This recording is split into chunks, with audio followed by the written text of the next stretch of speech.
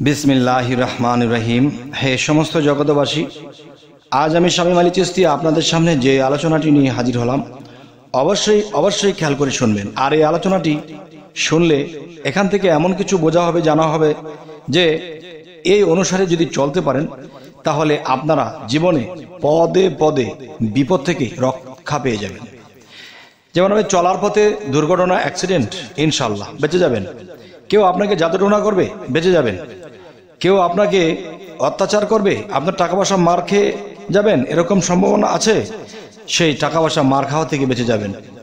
এবং দেখা গেছে এই জিনিসগুলো যদি নিয়মিত পালন করতে পারেন ইহকালেও শান্তি পরকালেও শান্তি থাকবে না, ভুল ভ্রান্তি যদি এই কথাগুলো কেউ শুনে মানতে পারে ইনশাআল্লাহ। যে আরো একটি বিষয় হলো, দেখুন যে মানুষ চিন্তা ভাবনা করতেছে এত রাতে একটা জায়গায় যেতে হবে, না গেলেও চলবে না, গেলে সন্ত্রাসে ধরে কিনা, বা ভূত প্রেতের সমস্যা আছে, বা শয়তানে নাকি ঘুরায়, বা এরকম কোনো সমস্যায় তিনি ভাবতে লাগে যে কি করব। তখন দেখা যায় সেই মানুষটি যে হয়তো বনের বাঘে তাকে খায় না, কিন্তু মনের বাঘে তাকে খেয়ে নেয়। তখন কি হয়, তার ক্ষতি হয়ে যায়। দেখা যায় সে একটা বাঘের গর্জনের মতো কিছু শুনেছে, কিন্তু আসলে সেটা গর্জন ছিল না, তার মনের থেকে এটা বেজে উঠেছিল।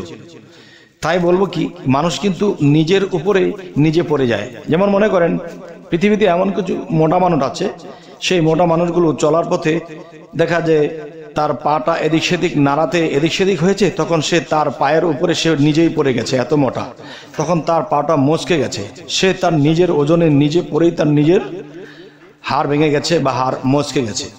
তাহলে এখন দেখা গেল যে বনের বাঘে তো খাবে না, নিজের মনের বাঘেই খেয়ে ফেলে। তাই বলবো কি, বাস্তবতভাবে আপনি চিন্তা ভাবনা করেছেন আমি মধ্যবিত্ত একজন মানুষ, আমি 10 লক্ষ টাকা জোগাড় করেছি, আমি এক জায়গায় ইনভেস্ট করব। ইনভেস্ট করতে গেলে এটা কি সুফল হবে না কুফল হবে না মার খেয়ে যাবেন, কি করে বুঝবেন? তখন মানুষ আল্লাহর সাহায্য অবশ্যই চায়, অবশ্যই নেয়, কিন্তু আল্লাহর কাছ থেকে সাহায্য নেওয়ার যে কিছু কৌশল আছে সেটা কিন্তু জানে না। হ্যাঁ আল্লাহ তুমি দেখো, বিপদ মুক্ত রেখো, এভাবে তো সারা পৃথিবীর মানুষই বলে, কিন্তু বলার যে কিছু নিয়ম আছে। দেখেন অফিসের মধ্যে গিয়ে যদি কেউ বলে, অফিস আদালতের মধ্যে গিয়ে কেউ যদি বলে যে আমাকে একটা চাকরি দেন, সে কিন্তু এই চাকরিটা পাবে না, কারণ সেখানে যোগ্যতামান লোকের প্রয়োজন। যেরকম কেউ ইঞ্জিনিয়ার, কেউ ডাক্তার, কেউ বিভিন্ন সাইট নিয়ে পড়ালেখা করেছে, এখন সেই জিনিসের সার্টিফিকেট, তার যোগ্যতা, তার বয়স, তার জন্ম তারিখ সমস্ত কিছু দিয়ে তারপরে দরখাস্তটা করলে তখন এটা বিবেচনা করা হয়, তারপর তারা চাকরি হয়। তাহলে আল্লাহর কাছে দরখাস্ত করার কিন্তু সিস্টেম আছে।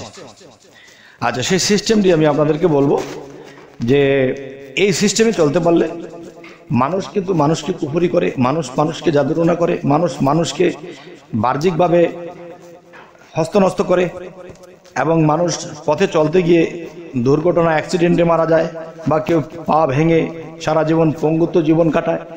এসব হতে যদি রক্ষা পেতে হয় তাহলে নির্ভয় হয়ে যাবেন, অবশ্যই সম্পূর্ণ আলোচনাটি শুনবেন। যে প্রথমত রাত্রেবেলা যখন কমপক্ষে 1:30 থেকে 2টা বাজবে, তখনই আপনি যদি আল্লাহর কাছে দরখাস্ত করেন যে হে আল্লাহ, কালকে দূরদেশে এমন একটা কাজে যাব, বা কালকে বড় একটা লেনদেন করব, কিংবা দূরের পথে আমি গাড়ির পথে যাব, কোনো দুর্ঘটনা হবে কিনা, এসব হতে আমাকে রক্ষা করো। যদি ভালো হয় তাহলে সেটা যেন হয় এবং আমি যেন যাই, আর যদি খারাপ কিছু হয় তাহলে আমার সেখানে নিও না, সেখানে যেন আমার যাওয়াটা না হয়। যে সর্বপ্রথম আপনি কি করতে হবে, যে সূরা ফাতিহা 7 বার এবং কুল হুয়াল্লাহ, যাকে ইখলাস বলি, সূরা ইখলাস 7 বার এবং ফালাক 3 বার এবং নাস 3 বার। এই সূরা নাস ফালাক শেষে হবে একবার করে। তো সিরিয়ালটি হলো সূরা ফাতিহা 7 বার এবং ইখলাস 7 বার, ফালাক 3 বার, নাস 3 বার। আচ্ছা, এর পরবর্তী কি হবে? এর পরবর্তীতে আপনি কমপক্ষে 7 বার পড়বেন আয়াতুল কুরসি। এটি পড়ে আল্লাহর নবীর শানে একটু দরুদ পাঠ করবেন। এরপরে আল্লাহর জিকির করবেন, কিছুক্ষণ জিকির করবেন, আর সেই জিকিরে যেন ছলো ছলো পানি চোখের মধ্যে ঝরে এমন একটা মনের সৃষ্টি করতে হবে। এরপর কি করতে হবে, কেঁদে কেঁদে মোনাজাত দিতে হবে। আপনি যখন এই মোনাজাত শুরু করেছেন এবং দেখা গেছে রাত্রে 4টা বেজে যাবে, কখন আপনি কি করেছেন?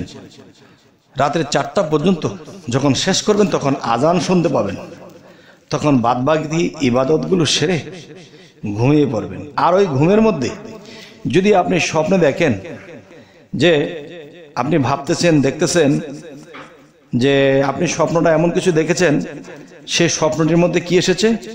আপনি কোথাও যাচ্ছেন, সেখানে যাইতে গিয়ে আপনি কোথাও হোঁচট করে পড়ে গেছেন এবং সেখান থেকে উঠে কাপড় চোপড় ঝেড়ে আবার আপনি হাঁটতে শুরু করেছেন। হাঁটতে হাঁটতে হাঁটতে হাঁটতে যখন আপনি যেই কাজের এখানে নিয়ত করে চলেছেন, সেখানে গিয়ে দেখেন সেই কাজগুলো হয়ে গেছে, মানুষের হয়ে গেছে, কিন্তু আপনারটা হবে না, আর আপনারটা হওয়ার সম্ভাবনা নেই, এমন কিছু বিষয়। কিন্তু সেখানে আপনি মন বেজার করে আপনি চলে এসেছেন। তাহলে বোঝা গেল কি?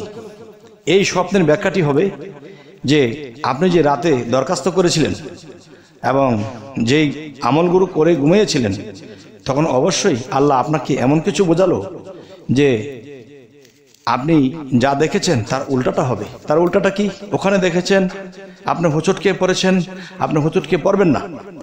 ওখানে দেখেছেন মানুষেরটা হয়ে গেছে, আপনারটা হবে না, কিন্তু অন্য কারোটা না হলেও আপনারটা হয়ে যাবে, এটা নির্ঘাত। আর এটাই বোঝানো হয়েছে। তবে হে সমস্ত জগতবাসী, যে বলতে পারেন দেখালো একরকম, ব্যাখ্যা দিলেন আর একরকম। দেখেন, মানুষ নিজেই কিন্তু উল্টা করে। এই দেখেন, গাছ দাঁড়িয়ে আছে, তার খাদ্য দিতে হয় কি? তার খাদ্য দিতে হয় মাটিতে, গাছের গোড়ায় পানি দিতে হয়, তাহলে গাছের খাদ্য হয়। আর মানুষের খাদ্য খেতে হয় কি? মুখ দিয়ে, মানে মুখটা উপরে, তার মানে মানুষের মাথা এটা হলো গোড়া, আর গাছের গোড়া মাটির নিচে, তাদের মাথাটা নিচের দিকে, তারা সেজদাকারী। আর আপনি সেজদা, রুকু সবটাই আপনি করতে পারবেন। সেই মানুষকে এই সিস্টেমে আল্লাহ সৃষ্টি করেছেন। তাহলে তার গোড়াটা নিচে, তাহলে গাছের অনুসারে আমরা উল্টা, আর আমাদের অনুসারে গাছটি উল্টা। এখন তো ভেঙেছে ভুলটা, তবে এভাবে যদি করে চলতে পারেন কাজটা, তবে ইনশাআল্লাহ আপনাদের সমস্যার সমাধান হবে এবং বিপদগ্রস্ত হবেন না। কেননা আল্লাহর কাজ করে যে আপনি শুয়েছেন, সেখানে অমঙ্গল কিছু হলে আল্লাহ আপনাকে সেখানে নেবে না, আর মঙ্গলজনক কিছু হলে আপনাকে আল্লাহ নেবে। কেননা আল্লাহর কাছে আপনি সেই আমলগুলো করে দরখাস্ত করেছিলেন। তবে হে সমস্ত জগতবাসী, আজকের এই আলোচনা আপনাদেরকে কি বোঝাতে চাইলাম? এটাই বোঝাতে চাইলাম, মানুষ যেন পৃথিবীতে চলাকালীন কখনো নিরাশ না হয় যে আল্লাহ আমাদেরকে নিরাশ করে দিছে। না, আল্লাহ কখনো নিরাশ করে না। আমাদের কর্মে, আমাদের দোষে আমরা নিরাশ হয়ে যাই। তবে হে সমস্ত জগতবাসী, আমাদের এই চ্যানেলটি যদি আপনাদের ভালো লাগে তো অবশ্যই সাবস্ক্রাইব করে নেবেন। যদি ফেসবুক হয় তবে ফলো রাখবেন, পরবর্তীতে যেন ভালো আলোচনা দিতে পারি। তো সকলে ভালো থাকবেন। আল্লাহ হাফিজ।